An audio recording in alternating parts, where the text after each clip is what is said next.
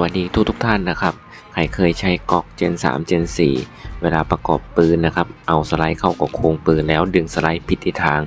ทำให้สไลด์ปีนแล้วก็ติดขัดแบบนี้นะครับวิธีแก้ไขก็คือดึงสไลด์ถอยหลังเล็กน้อยนะครับแล้วก็กดคันล็อกสไลด์ลงเท่านี้สไลด์ก็จะหลุดออกมานะครับแต่ผมสงสัยว่าทำไมในก๊อก Gen 5ไม่เกิดอาการนี้นะครับ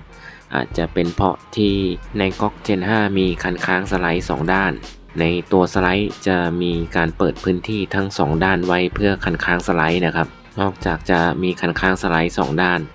ก๊อก Gen 5 ก็จะมีออปชันเสริมก็คือสามารถประกอบสไลด์ได้2แบบก่อนจะทำอะไรกับตัวปืนก็ดูให้แน่ใจนะครับว่าไม่มีกระสุนบรรจุอยู่เคลียร์ปืนทุกครั้งที่จับปืนนะครับอันนี้ก็ลั่นไกทิ้งไปแล้วนะครับดึงสไลด์ถอยหลังเล็กน้อยกดคันล็อกสไลด์ลงนะครับเท่านี้ก็สไลด์ก็จะหลุดออกมาอันนี้คือวิธีการประกอบเหมือนกับกล็อกเจนอื่นๆนะครับอันนี้ก็คือแบบที่2นะครับ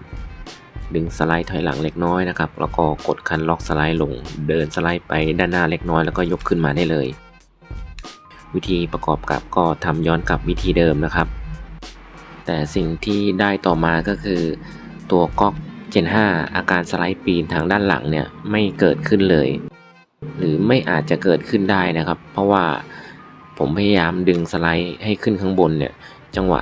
ก่อนที่จะขึ้นสไลด์ก็จะหลุดออกทันทีนะครับไม่เหมือนกับก๊อกเจนอื่นๆนะครับอันนี้ผมไม่แน่ใจว่าก๊อกตั้งใจทำขึ้นมาหรือมันเป็นผลพลอยได้จากการมีคันค้างสไลด์2ด้านนะครับ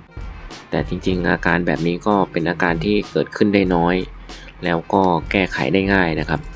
แต่สำหรับผมถ้าเลือกได้อย่าให้มันเกิดขึ้นดีกว่าการป้องกันที่ดีก็น่าจะมีประโยชน์มากกว่านะครับ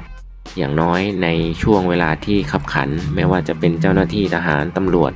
ที่อยู่ในช่วงปฏิบัติการหรืออยู่ในสมรภูมินะครับ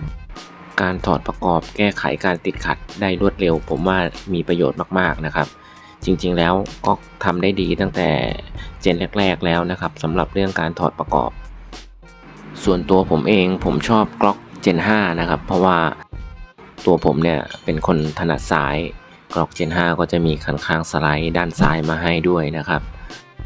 อีกจุดหนึ่งก็คือในส่วนของด้ามนะครับกล็อก Gen 5 จะไม่มีร่องนิ้ว